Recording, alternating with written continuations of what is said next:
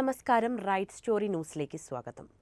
എത്ര കഷ്ടപ്പെട്ടിട്ടും കഠിനാധ്വാനം ചെയ്തിട്ടും രക്ഷയില്ലാത്ത ഒരവസ്ഥയെക്കുറിച്ച് നിങ്ങൾ എപ്പോഴെങ്കിലും ചിന്തിച്ചു നോക്കിയിട്ടുണ്ടോ? നമ്മൾ നിരന്തരം പണിയെടുക്കുകയാണ്.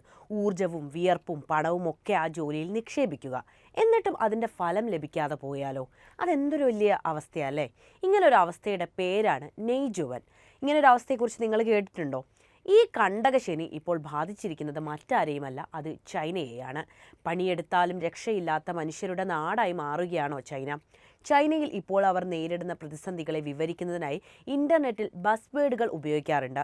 അടുത്തിടെ അത്തരത്തിൽ ഇൻ്റർനെറ്റിൽ വ്യാപകമായി ഉപയോഗിച്ച ഈ ബസ് വേർഡാണ് നെയ്ജുവൻ. ഒരു സമൂഹത്തിനോ അല്ലെങ്കിൽ ഒരു വ്യക്തിക്കോ എത്ര ശ്രമിച്ചാലും പുരോഗതി കൈവരിക്കാൻ കഴിയാത്ത ഒരു സാഹചര്യത്തെ വിവരിക്കുന്ന പദമാണ് നെയ്ജുവൻ അല്ലെങ്കിൽ ഇൻവല്യൂഷൻ.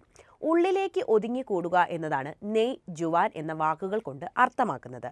എന്നാൽ ഇത് ഇപ്പോഴത്തെ തലമുറയിലെ കുട്ടികളിൽ ആശങ്ക വർദ്ധിപ്പിച്ചിരിക്കുകയാണ്. അതായത് എത്ര കഷ്ടപ്പെട്ടിട്ടും രക്ഷയില്ലാത്തൊരവസ്ഥയിലേക്കാണ് ചൈനയിലെ ജനത, പ്രത്യേകിച്ച് യുവത്വം എത്തപ്പെടുന്നത് എന്നൊരു കാര്യമാണ് ഈ വാക്കിലൂടെ ലോകത്തോട് പറയുന്നത്. തങ്ങളുടെ മാതാപിതാക്കൾക്ക് ലഭിച്ച ഒരവസരം തങ്ങൾക്ക് ലഭിക്കില്ലെന്നും കഠിനാധ്വാനത്തിന് യാതൊരു ഫലവും ഉണ്ടാകില്ലെന്നും ചൈനയിലെ യുവത്വം മനസ്സിലാക്കിയിരിക്കുകയാണ്. ഇവർ അതുകൊണ്ട് തന്നെ ആശങ്കാജനകരുമാണ്. നെയ്ജുവാൻ വിഷയത്തിൽ ചൈനയുടെ നേതാക്കളും ഇതിനോടകം തന്നെ ആശങ്ക പ്രകടിപ്പിച്ച് രംഗത്തെത്തിയിട്ടുണ്ട്. അതായത് ഇതൊരു കാര്യമായ വിഷയമായിട്ട് ഭരണതലത്തിൽ പോലും എത്തപ്പെട്ടു എന്നതാണ് ഇവിടെ എടുത്തു പറയേണ്ട ഒരു കാര്യം. ഡിസംബറിൽ രാജ്യത്തിൻ്റെ സാമ്പത്തിക പദ്ധതികളെക്കുറിച്ച് ചർച്ച ചെയ്യാൻ ഉന്നത സാമ്പത്തിക ഉദ്യോഗസ്ഥർ യോഗം ചേരുകയും ഈ പ്രശ്നം പരിഹരിക്കുമെന്ന് വാഗ്ദാനം ചെയ്യുകയും ചെയ്തിട്ടുണ്ട്.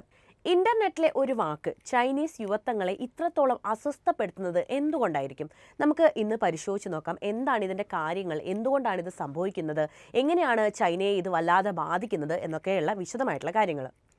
സമീപ വർഷങ്ങളിലൊക്കെ തന്നെ ചൈനയിൽ നെയ്ജുവൻ എന്ന പദം ചൈനയിൽ വലിയ ആശങ്കയ്ക്കാണ് തുടക്കമിട്ടിരിക്കുന്നത്. ഇംഗ്ലീഷിൽ ഇൻവല്യൂഷൻ എന്നറിയപ്പെടുന്ന ഈ പ്രതിഭാസം പണി ചെയ്തിട്ടും പണമില്ലാത്ത അവസ്ഥയാണ് രേഖപ്പെടുത്തുന്നത്. നമുക്ക് ചൈനയെക്കുറിച്ച് വ്യക്തമായിട്ട് അറിയാമല്ലോ. ലോകത്ത് അമേരിക്കയെ പോലും വെല്ലുന്ന സാമ്പത്തിക ശക്തിയായി മാറിയിരുന്നിട്ടും എന്തുകൊണ്ടായിരിക്കണം ചൈനയ്ക്ക് ഇങ്ങനെ ഒരു അവസ്ഥ വന്നു ചേരുന്നത്?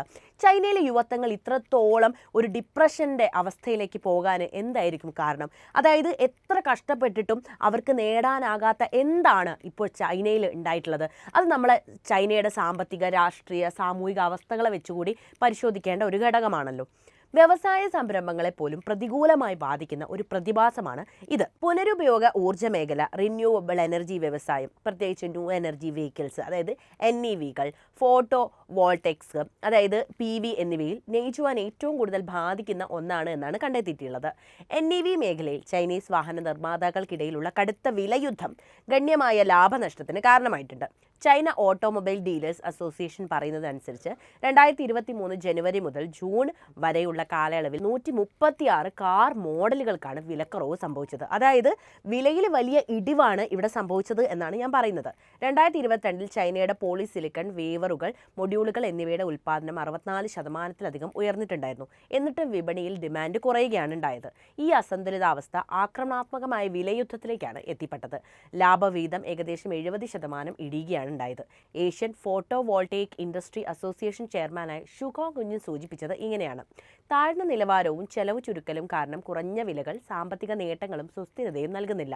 ആഗോള ഊർജ്ജ സംഭരണ കോൺഫറൻസിൽ SCMP ഉദ്ധരിച്ച് സമകാലീന ആരംപെക്സ് ടെക്നോളജിയുടെ ചെയർമാൻ റോബിൻ സെങ് പറഞ്ഞത് ഇങ്ങനെയാണ്. ചില ഊർജ്ജ കമ്പനികളുടെ സ്വർണ്ണ റഷ് മാനസികാവസ്ഥയെ അദ്ദേഹം വിമർശിച്ചാണ് രംഗത്തെത്തിയത്. വിദ്യാഭ്യാസ, തൊഴിൽ മേഖല എന്നിവയെ എങ്ങനെയാണ് ഇത് ബാധിച്ചത് എന്നാണ് ഇനി പറയുന്നത്.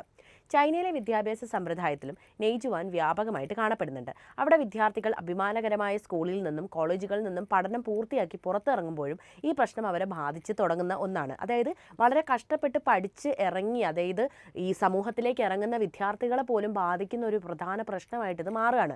പ്ലേസ്മെൻറ്റുകൾ നേടുന്നതിനായി പാഠ്യേതര പ്രവർത്തനങ്ങൾ പലരും ശ്രദ്ധ കേന്ദ്രീകരിക്കേണ്ടി വരികയാണ്. ഞാൻ ഈ പറഞ്ഞത് 18 മുതൽ 20 വയസ്സുകളുടെ ഇടയിലുള്ള ആളുകളെ കുറിച്ച് മാത്രമല്ല. സ്കൂളിൽ, അതായത് 10 വയസ്സ് മുതൽ തന്നെ ഇങ്ങനെ ഒരു പ്രശ്നം ചൈനയിലുണ്ട്. എലൈറ്റ് മിഡിൽ സ്കൂൾ പ്രവേശനത്തിന് തയ്യാറെടുക്കാൻ 9 വയസ്സുള്ള കുട്ടികൾ ഉറക്കവും അവരുടെ കളിസമയം പോലും ത്യജിക്കേണ്ടി വരികയാണ്. അതായത് അത്രയും ഒരു വലിയ മത്സരം ചൈനയിൽ നടക്കുന്നുണ്ട്. പക്ഷേ എല്ലാവരും പണിയെടുക്കുകയാണ്, പക്ഷേ എല്ലാവർക്കും ആ ഫലം കിട്ടണമെന്നുമില്ല. ഇതാണ് ശരിക്കും ഇതിൻ്റെ ഒരു പ്രധാനപ്പെട്ട പ്രോബ്ലം. ഇങ്ങനെ ഒരു പ്രശ്നമുള്ളത് കൊണ്ട് തന്നെ ഇത് വലിയ സമ്മർദ്ദമാണ് സാധാരണ കുട്ടികൾക്ക് നൽകുന്നത്. പ്രശ്നം തൊഴിൽ വിപണിയിലേക്കും വളരുന്നുണ്ട്. യുവാക്കളുടെ തൊഴിലില്ലായ്മ 2023 മധ്യത്തിൽ റെക്കോർഡ് ശതമാനത്തിലെത്തുന്നുണ്ട്. അതായത് 21.3% ചൈനയിലെത്തിയിട്ടുണ്ട്. ഇത് അധിക യോഗ്യതയുള്ള തൊഴിലാളികളുടെ പരിമിതമായ അവസരങ്ങളെ ബാധിക്കുകയാണ് ചെയ്തിരുന്നത്. ഒരു കാലത്ത് സ്വകാര്യ ട്യൂട്ടറിംഗ് പോലെ ധാരാളം ബിരുദധാരികളെ ഉൾക്കൊള്ളുന്ന വ്യവസായങ്ങൾ ചൈനയിലുണ്ടായിരുന്നു. 2021 ഇരട്ട റിഡക്ഷൻ സംരംഭം പോലുള്ള സർക്കാർ നയങ്ങൾ കാരണം ഇതൊക്കെ ഇല്ലാതെയിപ്പോയി. കാരണം ഇത്തരം സംരംഭങ്ങളിലൂടെ ആളുകൾ പണം ഉണ്ടാക്കുകയും കൂടുതൽ വിദ്യാസമ്പന്നരാവുകയും ഒക്കെ ചെയ്തിട്ടുണ്ട്. പക്ഷേ ഇതൊക്കെ സർക്കാരിൻ്റെ ഇടപെടലോടുകൂടി ഇല്ലാതാവുകയാണ് ചൈനയിൽ ഉണ്ടായത്. അതുകൊണ്ട് തന്നെ ഇങ്ങനൊരു പ്രതിസന്ധി വന്നപ്പോൾ പലർക്കും ജോലി ഇല്ലാത്തൊരവസ്ഥയിലേക്ക് എത്തിപ്പെട്ടു. ഇത് ലാഭേച്ഛയില്ലാത്ത ട്യൂട്ടറിംഗ് നിരോധിക്കുകയും ദശലക്ഷക്കണക്കിന് തൊഴിലാളികളെ നാട് കടത്തുകയും ചെയ്തിട്ടുണ്ട്. അതായത് ട്യൂട്ടറിംഗ് ഒന്നായിട്ട് അവസാനിപ്പിക്കുകയാണ് അവിടെ ചെയ്തിരുന്നത്. ദീർഘകാല സാമ്പത്തിക സുസ്ഥിരതയെ പലപ്പോഴും അവഗണിക്കുന്ന ഉദാരമായ നയങ്ങൾ ഉപയോഗിച്ച് ബിസിനസ്സുകളെ ആകർഷിക്കാൻ മത്സരിക്കുന്ന പ്രാദേശിക സർക്കാരുകളും നെയ്ജുവാനിന്റെ കെണിയിൽ അകപ്പെട്ടിരിക്കുന്നു എന്നതാണ് പറയാനുള്ളത്. നെയ്ജുവാനോട് ബീജിംഗ് എങ്ങനെയാണ് പ്രതികരിച്ചതെന്നാണ് ഇനി ഞാൻ പറയുന്നത്. ചൈനയുടെ കേന്ദ്ര ഗവൺമെന്റ് നെയ്ജുവാനെ സാമ്പത്തിക വികസനത്തിന്റെ ഒരു പ്രധാന തടസ്സമായി അംഗീകരിക്കുകയും അതിനെ ചെറുക്കാനുള്ള നടപടികൾ സ്വീകരിക്കുകയും ചെയ്തിട്ടുണ്ട്. ജൂണിൽ നടന്ന സമ്മർ ദാവോസ് ഫോറത്തിൽ പ്രീമിയർ ലീ ക്യുങ്ങാങ് കാര്യക്ഷമമല്ലാത്ത മത്സരം ഒരു പ്രധാന വെല്ലുവിളിയായി തിരിച്ചറിയുകയാണ് ഇവിടെ ചെയ്തത്. ഹ്രസ്വകാല നേട്ടങ്ങളെക്കാൾ ദീർഘകാല വളർച്ചയിൽ ശ്രദ്ധ കേന്ദ്രീകരിക്കാൻ വ്യവസായങ്ങളെ പ്രേരിപ്പിക്കുന്ന ഒരു രീതിയാണ് ഇത്. കമ്മ്യൂണിസ്റ്റ് പാർട്ടിയുടെ പോളിറ്റ് ബ്യൂറോയും കേന്ദ്ര സാമ്പത്തിക തൊഴിൽ സമ്മേളനവും ഈ ആശങ്കകൾ പ്രതിധ്വനിച്ചിട്ടുമുണ്ട്. അതായത് ഇവരൊക്കെ ഇത് വളരെ സീരിയസ് ആയിട്ട് കാണുന്നുണ്ട് എന്നാണ് പറഞ്ഞു വരുന്നത്. 2023 ഡിസംബറിൽ വ്യവസായങ്ങളെയും അതേപോലെ തന്നെ പ്രാദേശിക ഗവൺമെന്റുകളെയൊക്കെ കൂടുതൽ കർശനമായി നിയന്ത്രിക്കാനുള്ള പദ്ധതികളോടെ ഇൻവല്യൂഷണറി മത്സരത്തിന്റെ സമഗ്രമായ തിരുത്തലിന് ഇവർ ആഹ്വാനം ചെയ്തിട്ടുണ്ട്. അതായത് ഉദ്യോഗസ്ഥരാണ് ഇതൊക്കെ ചെയ്തത്.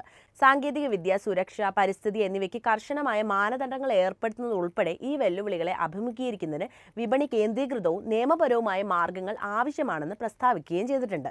സാമ്പത്തിക കാര്യങ്ങളുടെ സെൻട്രൽ കമ്മിറ്റിയുടെ office executive deputy director Han വെൻസ്യുവിന്റെ അതായത് CGTN ഉദ്ധരിച്ചത് ഇങ്ങനെയാണ്: ഈ നടപടികൾക്ക് വ്യവസായ പ്രമുഖർ പിന്തുണയും പ്രഖ്യാപിച്ച് രംഗത്തെത്തിയിട്ടുണ്ട്.